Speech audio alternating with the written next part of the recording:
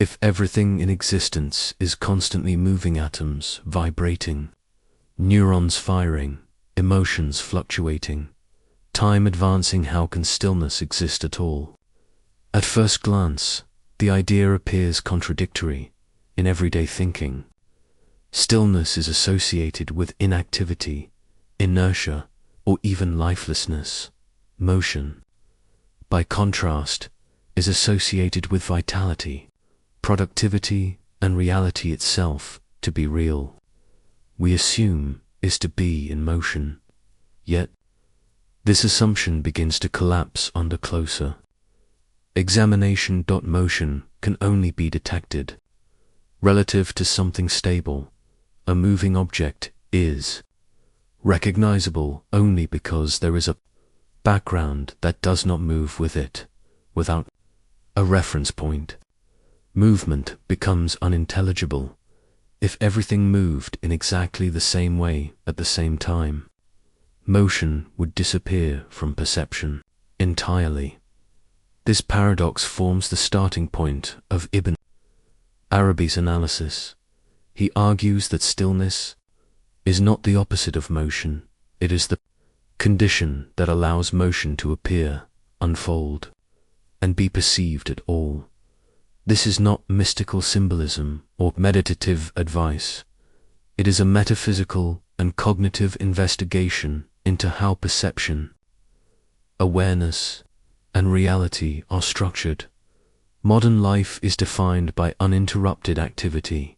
Cognitive stimulation is nearly constant. Notifications, tasks, information streams, and social signals compete continuously for attention. Psychological identity is often built around output, what you produce, how quickly you respond, how visible your activity appears to others.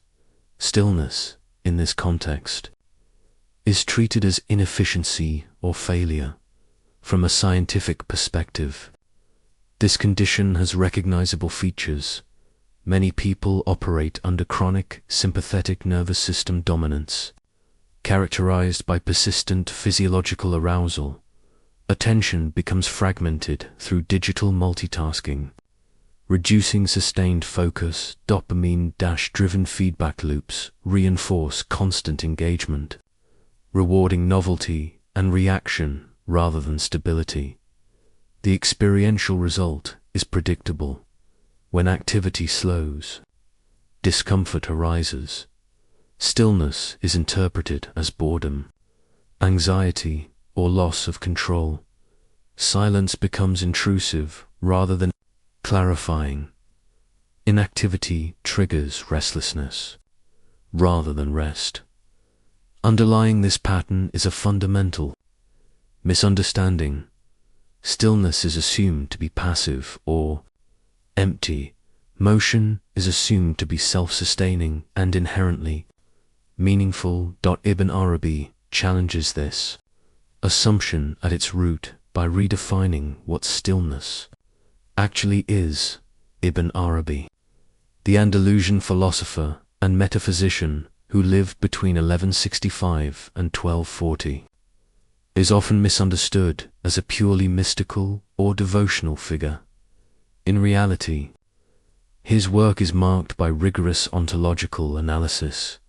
He does not primarily ask how to feel differently, but how reality must be structured for experience to occur at all. His method is precise. He distinguishes appearance from condition, not sacred from secular. He asks what must already be present for perception, change, and awareness to be possible, rather than focusing on individual events. He examines the underlying structure that makes events intelligible. This leads to a crucial ontological move. Motion belongs to forms, events, and manifestations. Stillness belongs to being, awareness, and what he identifies as divine reality. This framework anticipates several modern insights: background awareness in cognitive science, reference frames in physics, and regulatory baselines in psychology. Stillness, for Ibn Arabi, is not a psychological state but a structural necessity. Ibn Arabi defines stillness with unusual precision. Stillness is not what happens when nothing occurs, is that which does not change while change occurs. This distinction is essential if the ground itself were moving. Motion could not be recognized. Change presupposes something unchanging.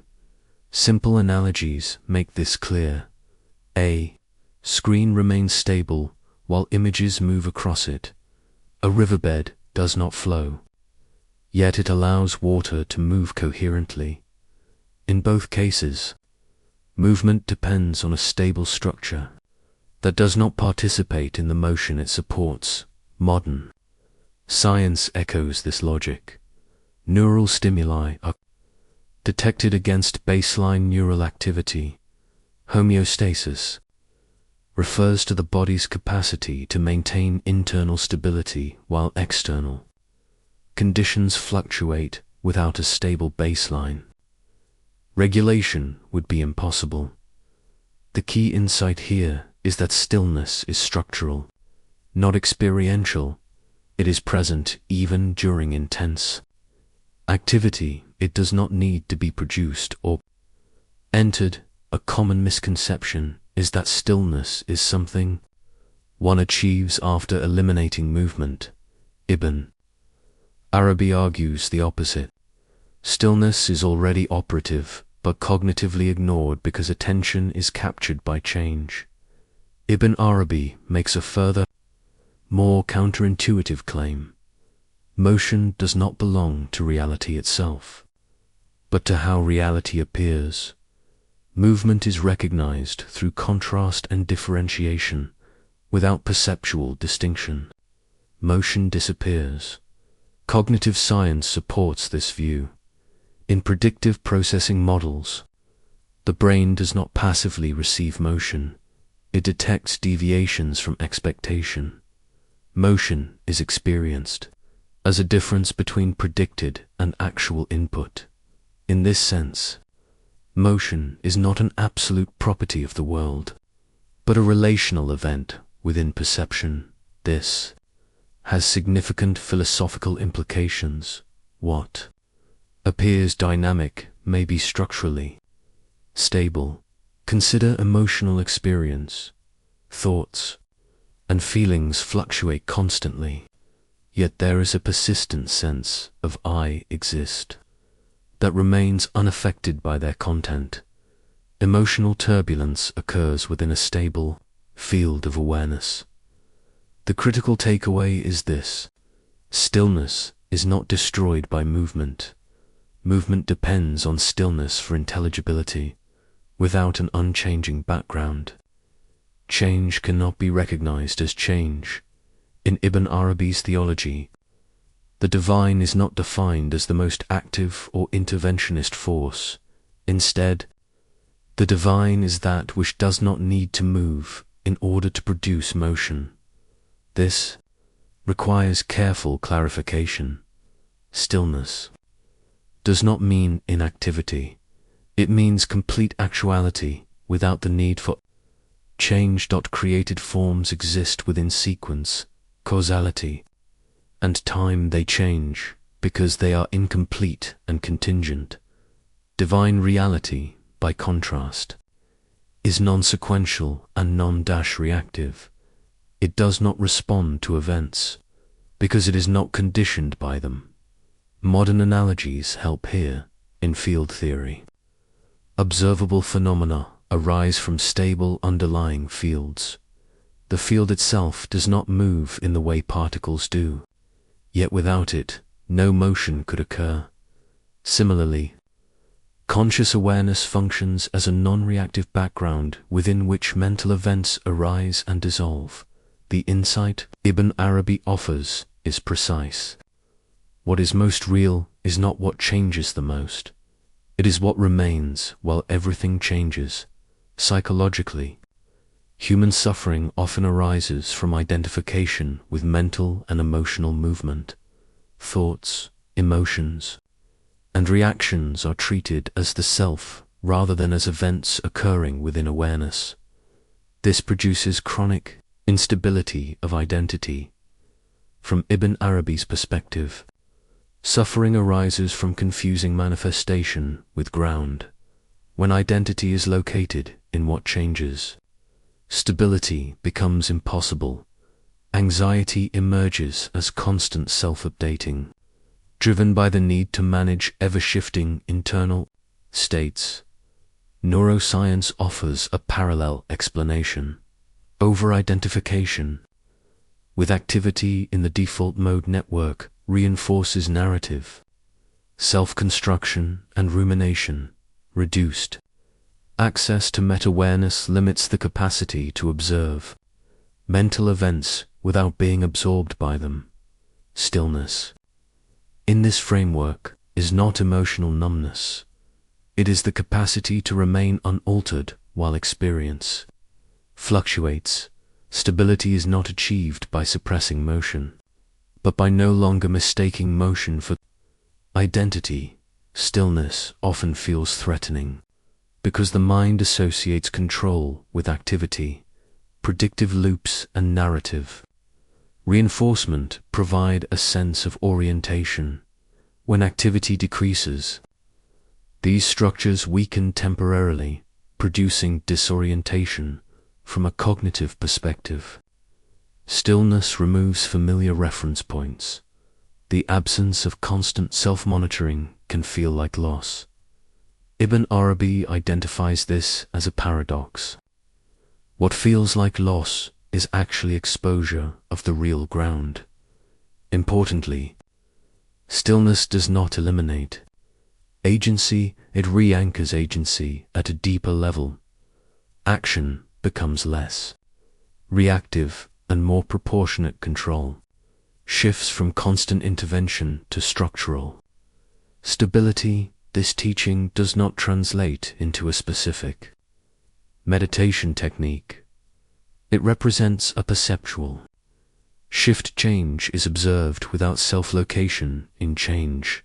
Thoughts and emotions are recognized as events rather than identities. Practically, this supports emotional regulation through non-awareness. Decisions become less urgency-driven. Cognitive flexibility increases as attentional stability improves. Research shows that increased prefrontal limbic decoupling supports regulation without suppression. Attentional training enhances stability without reducing sensitivity. Crucial insight remains consistent. With Ibn Arabi's framework, stillness is recognized, not created. When motion is no longer mistaken for identity, it becomes less overwhelming. The logic of Ibn Arabi's argument is cumulative and precise. Motion requires stillness, experience requires a stable ground. Anxiety arises from misidentification. With change, reality itself is not chaotic. Perception becomes chaotic when it forgets its ground.